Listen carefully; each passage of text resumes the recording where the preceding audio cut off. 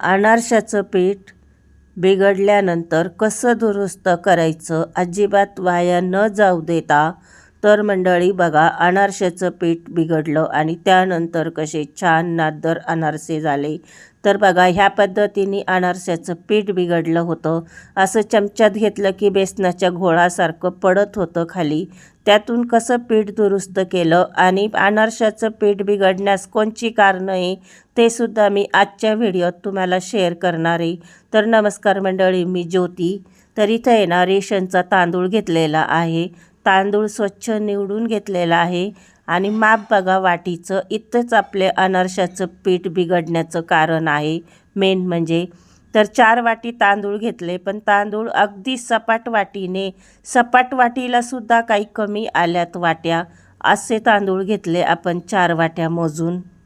म्हणजे सपाट वाटीपेक्षाही थोडे कमी बसलेत वाटीमध्ये. असे इतके तांदूळ 4 वाटी आपण मोजून घेतले. आता हे तांदूळ आहे ना 4 ते 5 पाण्यात स्वच्छ धुवून घेतले. कारण रेशनचे असल्यामुळं बरंच काही घाण पाणी निघतं ह्यात. त्यामुळं 4 पाण्याने स्वच्छ धुवून घेतले. आणि त्यानंतर आहे ना, तांदूळ पाण्यात बुडल इतपत असं भरपूर पाणी त्याच्यात टाकायचं आहे तांदूळ भिजण्यासाठी. तर आहे ना, ह्याला भरपूर पाणी टाकून ठेवलं. तर ह्याला 3 दिवस पाण्यात भिजत ठेवायचे. तर बघा, आता सकाळची वेळ आहे, 9 9:30 वाजले. तर सकाळ संध्याकाळ आहे ना, दोन्ही वेळा ह्याच्यातलं पाणी बदलायचं. वरचं पाणी काढायचं आणि पुन्हा नवीन पाणी त्यात टाकून ठेवायचं. तर असं सकाळ संध्याकाळ मी 3 दिवस पाणी बदलून घेतलं. 3 दिवस पाणी बदललं ना, म्हणजे काय आहे ना, त्यात घाणवास येणार नाही अजिबात आणि पाणीसुद्धा खूप घाण होणार नाही. तर बघा मंडळी, 3 दिवस मी आहे ना सकाळ संध्याकाळ पाणी बदलून घेतलं. आज 4था दिवस आहे, सकाळची वेळ आहे 10 वाजताची. तर 3 दिवस पाणी बदलल्यानंतर 4थ्या दिवशी परत त्यातलं पाणी काढून घेतलं. आणि पाणी बघाल तर किती निथळ निघलं, कारण आपण 2 वेळ पाणी याचं बदललेलं आहे. तर आता आहे ना, परत एक पाण्याने स्वच्छ धुवून घेऊ. तसं तर आपण 2 वेळा पाणी बदललं आहे, पण काय आहे ना, खाली तळाशी जरा घाण वास बसतो तांदळाला. त्यामुळं आहे ना, थोडं चमच्याने असं हलवून घ्यायचं आणि त्यानंतर धुवून घ्यायचं. पाणी निथळून आता एका कॉटनच्या कपड्यावर आहे ना, पातळ असं तांदळाचा थर हातरून दिला. तर आता ह्याला आहे ना, फॅनच्या हवेला 3 ते 3.5 तास आपल्याला सुकवून घ्यायचे. थोडे आंबट ओलेच ठेवायचे, जास्त सुकवायचे नाहीत करकरीत. फक्त थोडे आंबट ओले असे 3 3.5 तास फॅनच्या हवेला मी सुकवून घेतले तांदूळ. आता पावसाचे दिवस चालू आहे ना, त्यामुळं 3 3.5 तास मी सुकवले. जर उन्हाळा वगैरे असला ना, तर फक्त 1.5 ते 2 तास सुकवायचे आपल्याला फॅनच्या हवेला. तर बघा, आता 3 3.5 तास झाले. इथपर्यंत मी तांदूळ सुकवून घेतलेत. तर तांदूळ आहे ना, असा हातामध्ये उचलला ना आणि असा मुठ्ठी बांधली की असा हाताला चिटकतो, पूर्ण तांदूळ खाली पडत नाही. तर असाच तांदूळ सुकवायला पाहिजे. आंबट ओला म्हणतात याला. थोडंसं खातात मूठ धरली की थोडं चिटकायला पाहिजे, सगळा तांदूळ खाली पडला नाही पाहिजे. तर आता आहे ना, ह्या पद्धतीने इतकाच तांदूळ आपल्याला सुकवायचा आहे अनारशाच्या पिठासाठी. तर आता ह्याला आहे ना, थोडं आंबट ओलं असतानाच पटकन मिक्सरला थोडं बारीक करून घ्यायचं. आणि हे तांदूळ आहे ना, पटकन बारीक होतात, जास्त वेळसुद्धा लागत नाही या तांदळाला. आणि जी आपली पीठ गाळायची चाळण असते ना, त्याच चाळणीने हे पीठ चाळून घ्यायचं. तर असं करून आहे ना, सगळे तांदूळ थोडे करून मिक्सरला फिरवून घेतले आणि चाळणीने चाळून घेतले. जास्त बारीक म्हणजे हे पण निघत नाही, फक्त एवढेशेकच तांदूळ निघले इतक्या मोठ्या तांदळातनं, कारण ते पटकन बारीक होतात. त्यानंतर आहे ना, तांदूळ बारीक करून चाळून घेतले आणि आता गूळ आहे ना, सुरीने असा बारीक चिरून घेते. तर बघा मंडळी, इथं एक चूक झालेली माझी.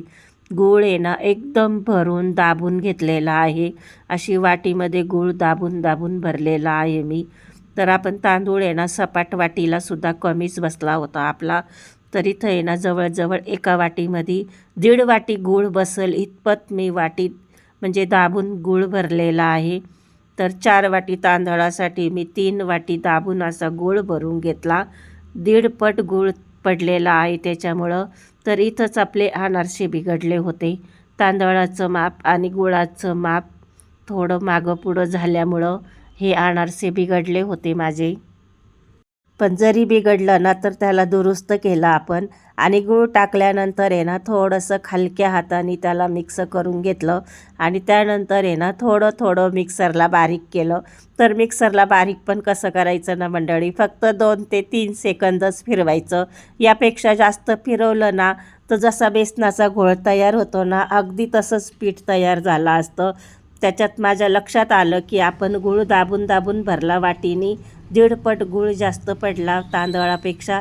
त्यामुळं फक्त मोजून मोजून 2 सेकंदच मी मिक्सरला फिरवून घेतलं, जास्त फिरवलंसुद्धा नाही.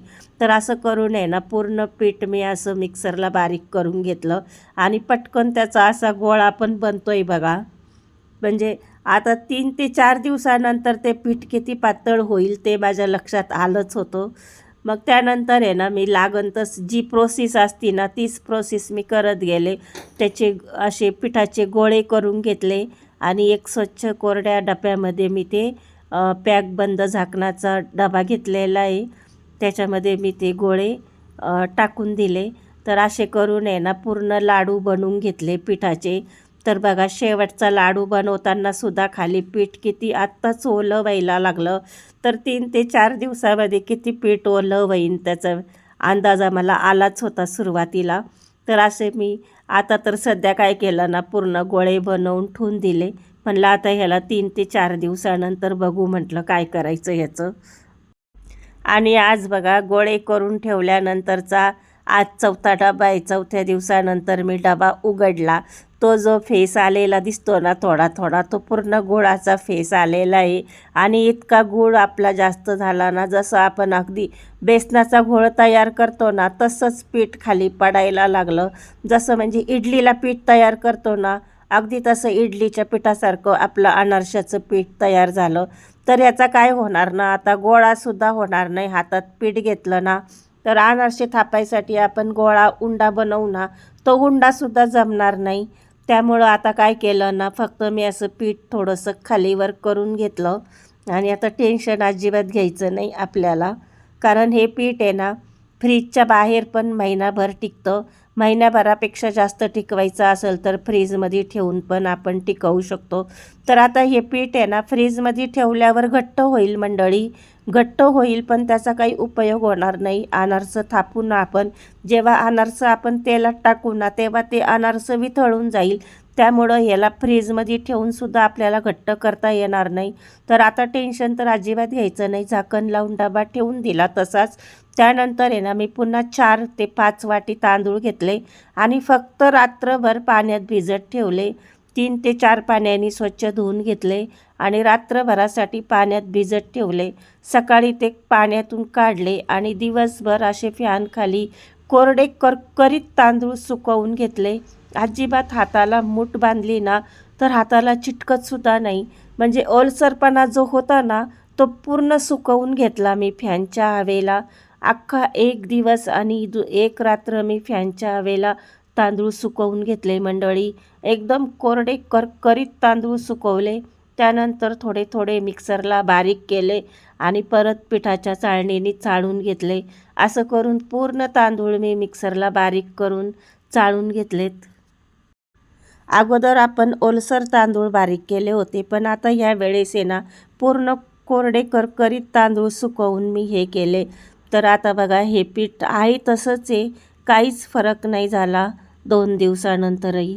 आता काय केलं ना पूर्ण डब्यातलं पीठ असं काढून घेतलं एका ताटामध्ये. कारण आहे ना काय झालं, काही ठिकाणी आहे ना पीठ असं पातळ आहे, काही ठिकाणी पीठ घट्ट आहे.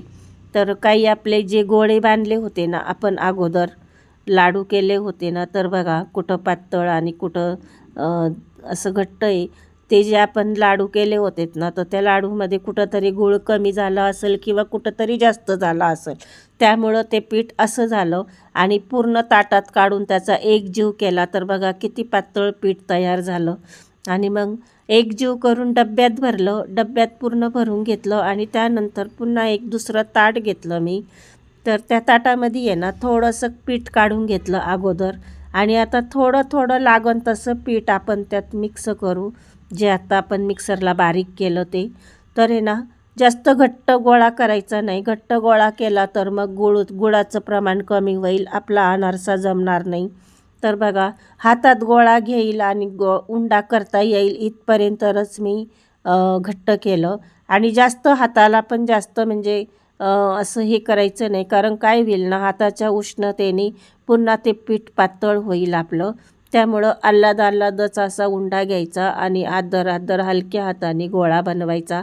त्यानंतर परत एक दुसरं ताट घेतलं, थोडी खसखस टाकून घेतली, एक उंडा बनवून घेतला आणि थोडंसं तेलाचं बोट लावून खसखसवरती उंडा ठेवून वरून तेलाचं बोट लावलं आणि त्यानंतर तेलाच्या बोटाने मी अनारसा असा दोन्ही हाताने असा दोन्ही बोटाने थापून घेतला. गोल गरगरीत ज्या आकाराचे करायचे, ज्या साईजचे करायचे त्या साईजचा उंडा घ्या तुम्ही.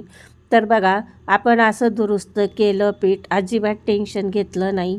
आणि कारणं काय असतात ना, फक्त 2च कारणं असतात अनारशाचं पीठ बिघडण्याचं. एक तर गूळ जास्त होतो तेव्हा आपला अनारसा बिघडतो, किंवा गूळ कमी होतो तेव्हा अनारसा बिघडतो. फक्त हे 2च कारणं असतात, याशिवाय तिसरं कारण काही नसतं. तसंच आपला गूळ जरी कमी झाला ना, तर या पद्धतीने आपण गूळ खिसून त्याच्यात टाकू शकतो परत. तर ह्याच्यामध्ये बघा गूळ जास्त झाला तर आपण कसे दुरुस्त केले. आणि तेल आहे ना, अनारसे थापून घेतले, तेल आहे ना अगोदर आहे ना मध्यम गॅसवरती गरम करायचं आणि मध्यम गॅसवरतीच आपल्याला अनारसा तळायचा.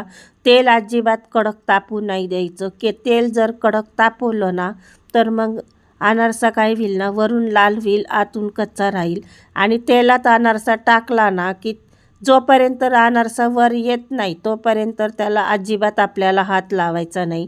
जेव्हा तो वर येईल तेव्हा त्याला वरनं झाऱ्याने तेल टाकायचं गरम गरम असं कढईने, तेव्हा मग ती वरची बाजू पण शेकल्या जाते. अनारशाला उलटपालट करत नाही. तर बघा आपण ताबडतोब पीठ कालवलं आणि ताबडतोब अनारसा केला तरी पण किती छान जाळीदार अनारसा आपला तयार झाला. तर ह्याच्यात पीठ मिक्स करून आपण आणखीन 4-5 दिवस ठेवलं ना, त्यानंतर आणखीन यापेक्षा जास्त जाळी पडेल अनारशाला. पण आपण ताबडतोब पीठ मिक्स करून ताबडतोब अनारसा थापून घेतला, तरीसुद्धा आपले अनारसे इतके छान झाले मंडळी. तर असं करून करून आहे ना, थोडं थोडं पीठ काढून थोड्या थोड्या पिठात मी तांदळाचं पीठ मिक्स करत गेले आणि असे अनारसे करून घेतले बघा. तर पूर्ण पिठाचे मी अनारसे केले. अनारसे केल्यानंतर ना चाळणीमध्ये ठेवून रात्रभर मी असे झाकून ठेवले होते, कारण रात्रभर जेवढं तेल होतं ना तेवढं तेल निथळलं गेलं. आता अनारशात बिलकुल अजिबात तेल नाही. तर बघा मंडळी, बिघडलेल्या अनारशाचे पिठाचे कसे छान नादर अनारसे आपण तयार केलेत आणि किती छान अनारसे तयार झाले आणि खुसखुशीत म्हणाल तर इतके. तर आपण अजून 4-5 दिवसही ठेवले असते ना, तर यापेक्षा जास्त जाळी पडली असती.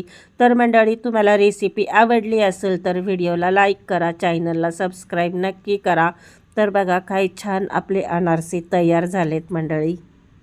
तर त्याचं खरं माप आहे ना मंडळी, 4 वाटी तांदूळ घेतले होते तर 3च सपाट वाटी आपल्याला गूळ घ्यायचा होता. कधीच अनारसे बिघडले नसते. रेसिपी आवडल्यास मंडळी लाईक नक्की करणे. धन्यवाद.